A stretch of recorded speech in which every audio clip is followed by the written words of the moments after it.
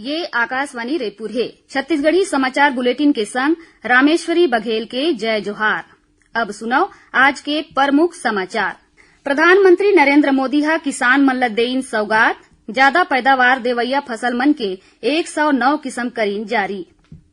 विश्व हाथी दिवस के मौका म काली राजधानी रायपुर में करे जाही कार्यक्रम के आयोजन केंद्रीय पर्यावरण और वन मंत्री भूपेन्द्र यादव होही मुख्य अतिथि। और प्रदेश के सरकारी स्कूल मन में लइका मन ल मध्यान्ह भोजन ले पहली दे जाही पोस्टई नाश्ता। काली एनटीपीसी जमनीपाली के सरकारी स्कूल में मंत्री लखनलाल देवांगन करही कार्यक्रम के शुभारंभ।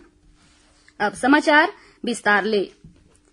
प्रधानमंत्री नरेंद्र मोदी आज नई दिल्ली में भारतीय कृषि अनुसंधान संस्थान में ज्यादा पैदावार देवैया फसल मन के 109 किस्म जारी करीन, जेमा 61 फसल शामिल है। उन्हें 34 खेती के और 27 टन बागवानी के फसल है। खेती के फसल में बाजरा, तिलहन, दलहन, गन्ना, कपास और आने फसल के बीजा घलो शामिल है। बागवानी फसल में साग भाजी, कंदमूल, मसाला, फूल और औषधि पौधा के बीजा घलो शामिल है।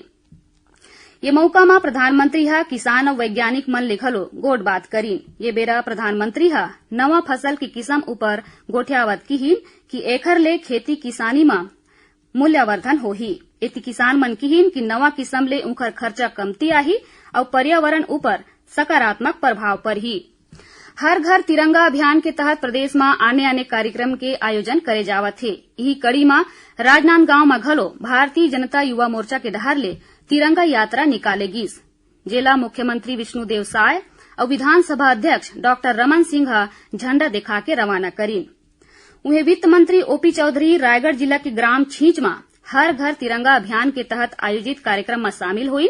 कार्यक्रम के बेरा गांव के युवा और लइका मन रैली निकालीन और स्व सहायता समूह के दीदी मन मानव श्रृंखला बना के तिरंगा के सम्मान करीन। ये मौका में वित्त मंत्री ओपी चौधरी ग्रामीण युवा और लइका मन ला स्वतंत्रता सेनानी वीर सपूत मन के भावना के आदर सम्मान करे के संग देश के प्रगति खातिर समर्पित रहे बर शपथ घलो देवाइन।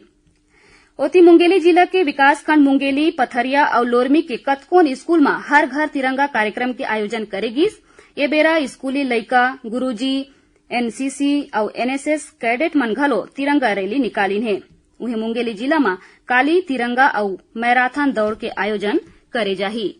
विश्व हाथी दिवस के मौका में राजधानी रायपुर में काली हाथी मन के संरक्षण संवर्धन बर कार्यक्रम के आयोजन करे जाही। कार्यक्रम के मुख्य अतिथि केंद्रीय पर्यावरण, वन और जलवायु परिवर्तन मंत्री भूपेन्द्र यादव होही।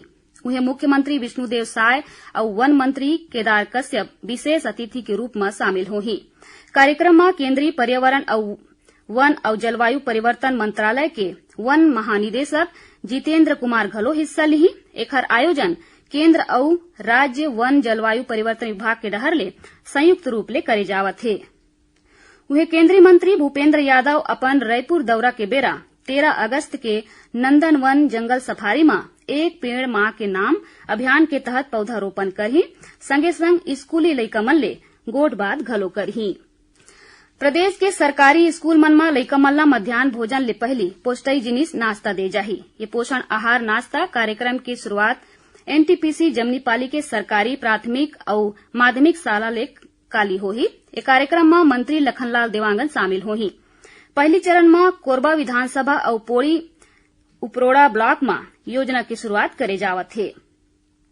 बता दें कि नवा राष्ट्रीय शिक्षा नीति में मध्यान्ह भोजन के संगे संग सरकारी या सहायता प्राप्त स्कूल में लइका मन ला मुफ्त में नाश्ता करवाए के प्रावधान राखे घलो है। अब एकर प्रस्ताव है एखर तहत स्कूली लइका मन ला स्कूल अमरतेज नाश्ता दे जाना है। बलौदाबाजार जिला अस्पताल ला स्वास्थ्य सुविधा में बढ़िया कार्य करे के सेती राष्ट्रीय गुणवत्ता आश्वासन मानक प्रमाण पत्र मिले है। राष्ट्रीय स्तर ले अमरे जांच टीम 3 दिन तक अस्पताल में दे जवैया 15 विभाग के सेवा मन के निरीक्षण करिस, जेखर बाद जिला अस्पताल ला गुणवत्ता प्रमाण पत्र जारी करेगीस। ये मौका में स्वास्थ्य मंत्री श्याम बिहारी जायसवाल अस्पताल ला मिले गए उपलब्धि के सेती बधाई और शुभकामना दीन है। बता दें कि जिला अस्पताल ला एखर ले पहली घलो गुणवत्ता प्रमाण पत्र मिल चुके हैं। छत्तीसगढ़ी समाचार बुलेटिन आप मन आकाशवाणी रायपुर ले सुनत हव। छत्तीसगढ़ के खबर ले है आपके वास्ता और खबर के विश्वसनीयता ले है हमार वास्ता। आकाशवाणी समाचार रायपुर के प्रादेशिक समाचार बुलेटिन के संगे संग हमार समसामयिक कार्यक्रम आप रेडियो के संग अपन मोबाइल में घलो सुन सकत हो। आकाशवाणी समाचार फेसबुक, ट्विटर और यूट्यूब में घलो हावय। हमार फेसबुक पेज हरे Chhattisgarh news on AIR, Twitter handle CGAIR news और हमार यूट्यूब चैनल हरे छत्तीसगढ़ AIR न्यूज। तो अब रेडियो के संगे संग आपके मोबाइल के माध्यम ले हम आप तक पहुंचत हन। छत्तीसगढ़ के हर खबर पर सुनत रहो आकाशवाणी समाचार। अब आगू बाढ़थन बाचे समाचार कोती। वित्त मंत्री OP चौधरी ह रायगढ़ में साहू समाज के डहर ले आयोजित प्रतिभा सम्मान समारोह और करियर मार्गदर्शन कार्यक्रम में शामिल हुई।